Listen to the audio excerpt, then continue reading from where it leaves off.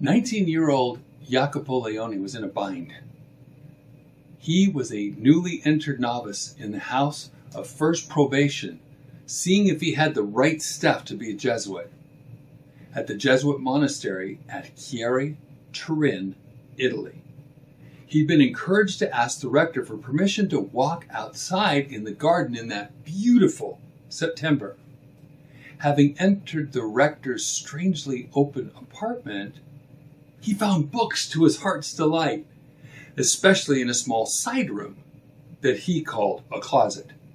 But he was fascinated and later horrified to find out that the Jesuits had kept close tabs on him, using symbolic language, and kept it all in a book.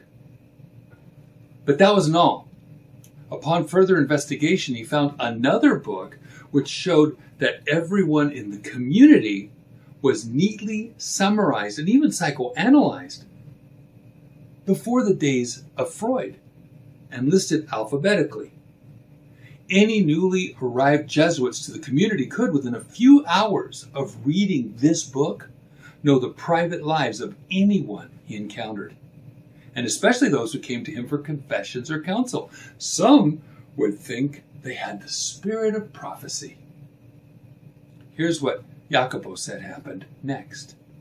Quote, I was meanwhile disposed to make further and bolder researches. The book which I next opened was a register of revenues, acquisitions, and expenses. In my feverish impatience, I soon quitted it for another entitled Enemies of the Society. At this moment, I was interrupted by a noise which I heard, and scarcely had I time to replace the volumes I had disturbed when I distinguished the sound of numerous approaching footsteps, as if several persons were about to enter the apartment. Then only I began to feel the danger of my presence in the closet. Until then, I had been wholly absorbed and hurried along, as it were, by a whirlwind. But the discoveries I've related proved to be but the prologue to a drama infinitely more serious, and which I'm about to relate. Hi, I'm David Daniels from Chick Publications. Jacopo was stuck in a closet. And at this point, he wasn't about to come out. Would you?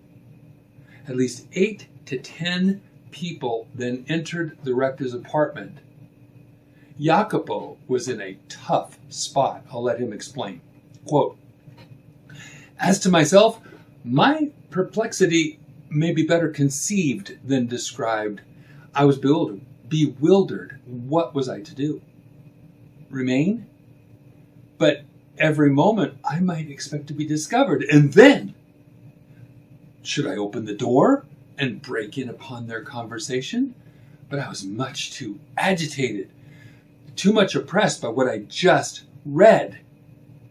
Besides, what I had already heard of their projects, their eager animation, and the freedom of their speech all terrified me.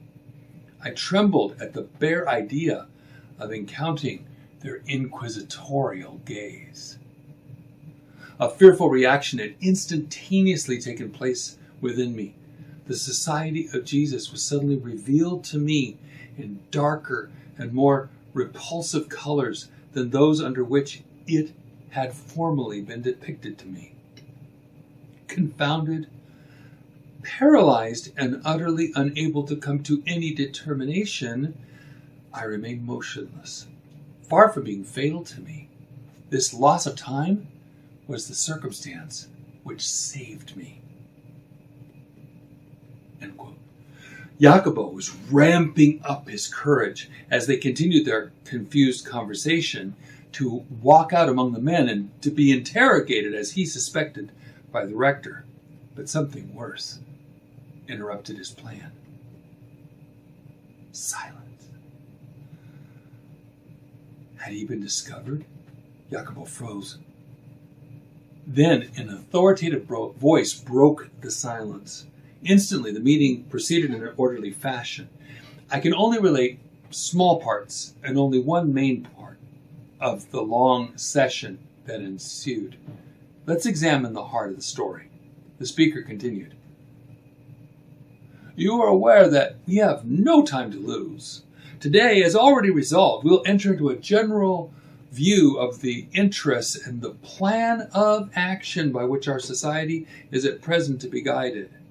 In other words, this was the current plan of the entire Jesuit order. Who was this person speaking? The speaker continued.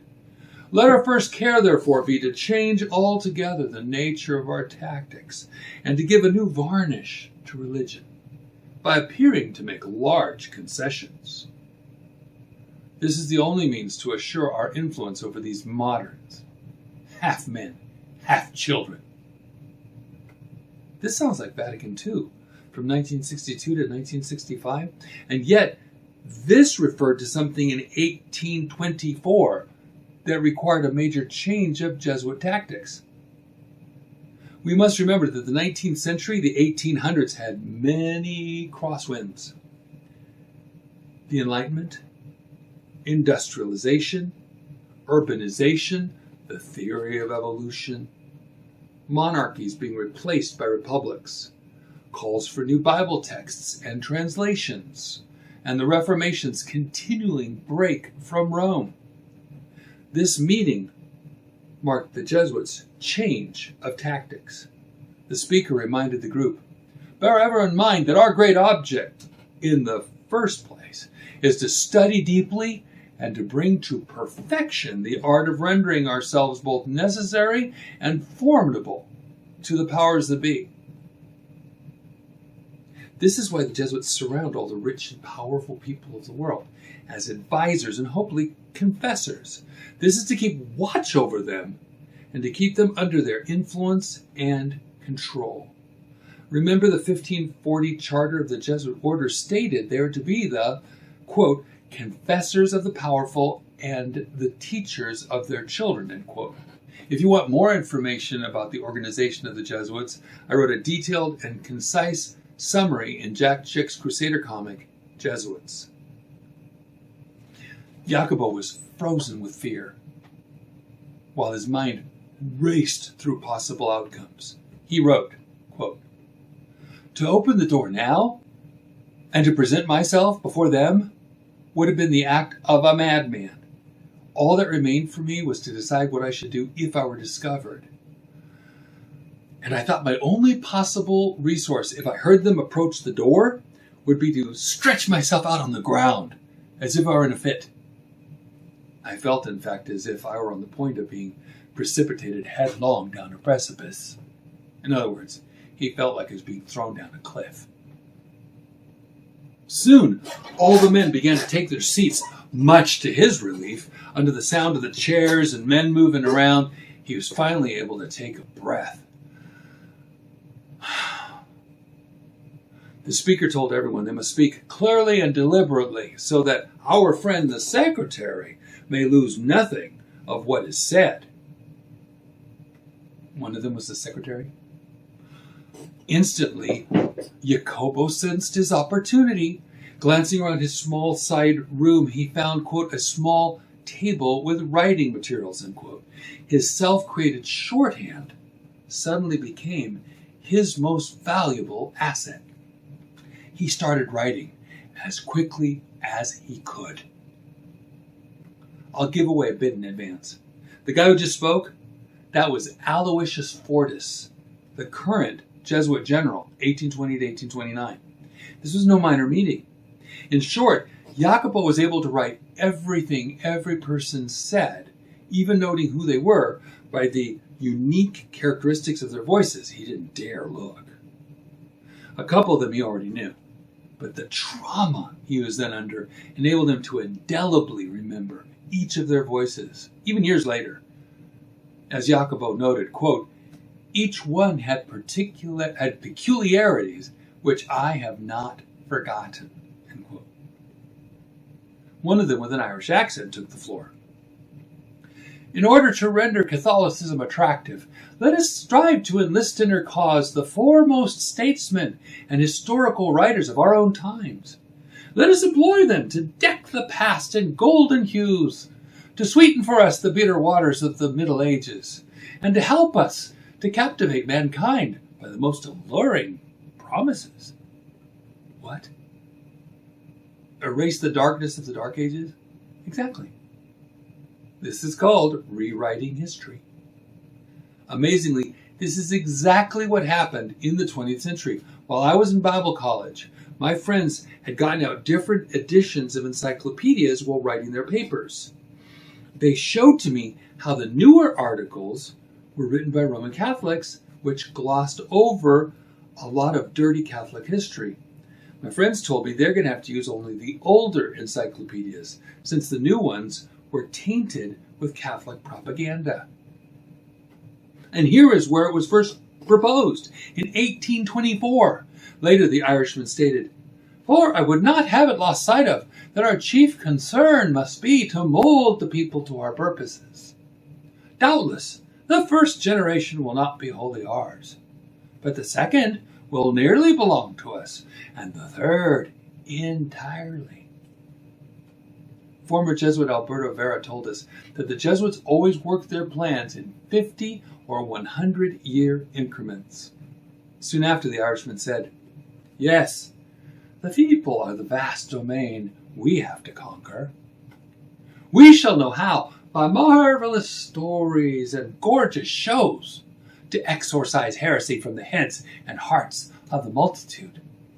Then the Bible, that serpent, which with head erect and eyes flashing fire threatens us with its venom, whilst it trails along the ground, shall be changed again into a rod as soon as we are able to seize it. And what wounds will we not inflict with it upon these hardened pharaohs and their cunning magicians? What miracles will we not work by its means? Oh, then, mysterious rod, we will not again suffer thee to escape from our hands and fall to the earth. For you know but too well that for 3 centuries past this cruel asp hath left us no repose. You know well with what folds it entwines us, and with what fangs it gnaws us." They really felt threatened by the Bible, didn't they? An older man, grave and sedate, then spoke. "My brethren, as to the Bible, be advised by me. For our greater good, let us carefully avoid this ground. For if I may tell you openly what I think of this book, it is not at all for us. It is against us. I do not at all wonder at the invincible obstinacy it engenders in all those who regard its verses as inspired."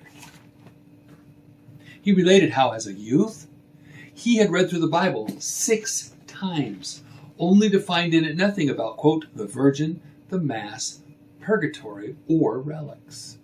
As a young budding Jesuit, he admitted that the Bible, quote, actually sets forth a system of religion altogether different from that taught in the schools, and thus all my ideas were thrown into confusion. After his confessor separated him, calling him a young man set apart, able to know higher things in Catholicism, he confided this to his compatriots.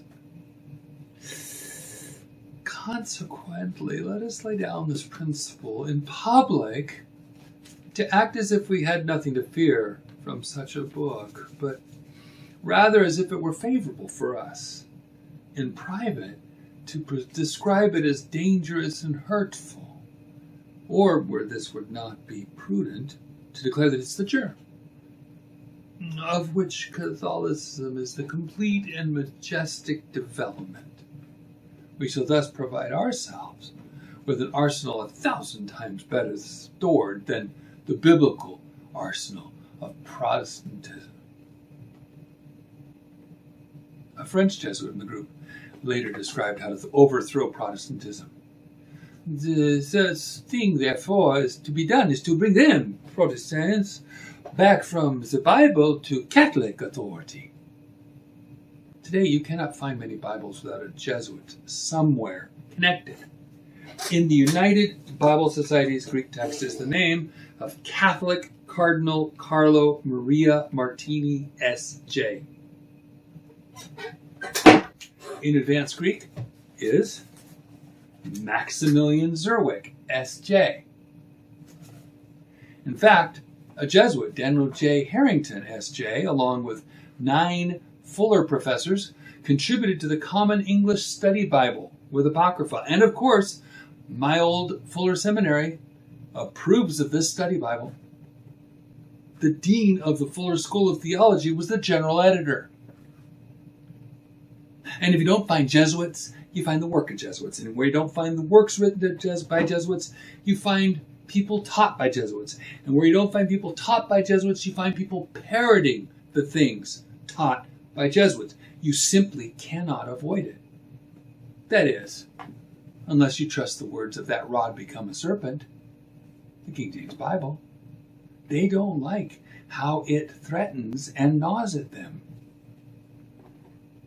They are almost proverbially under every rock, or at least their influence is.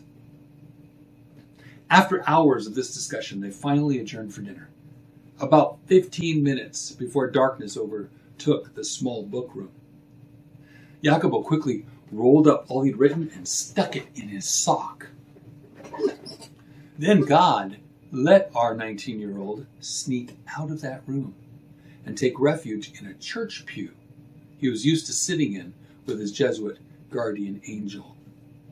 Jacobo was totally exhausted and replayed again and again the words of these Jesuit leaders who started to take the form of devils in his mind. Everything he had believed had been shattered in one afternoon. He fell into a deep sleep. About 9 or 10 at night, he was suddenly awakened by someone shouting his name. He got up and was soon surrounded by Jesuits and questions. By this time, he was visibly ill, but even that was a gift from God. They were not satisfied with his answers, and he was visibly embarrassed. But suddenly, he took advantage of their opinion of his delicate nature. He wrote, quote, "There would have been no end to all this if, wearied with so many questions and making a bold effort, I had not begun to complain bitterly, groaning out that they tortured me, that I was exhausted with suffering, that I was dying." An aged father, whom I recognized by his voice as one of those who had spoken during the meeting, suddenly cut short these puzzling interrogatories. "Let me see," said he, taking hold of my hand and feeling my pulse, while the rest stood keenly watching me in silence. Then, after a few moments of serious thought, "Poor lad," said he, "he's in a burning fever. To bed with him immediately. Let the physician see him at once. I never in my life saw anyone in such violent agitation. He's in a tremendous fever."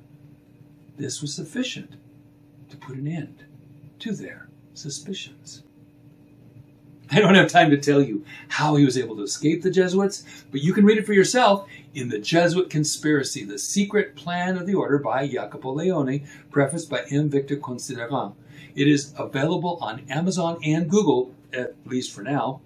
So now you know how one person discovered and later exposed the plans of the Jesuits. But what would happen if a Jesuit were so confident that he openly admitted the Jesuits' plan to a local priest? That's in the next video. Until then,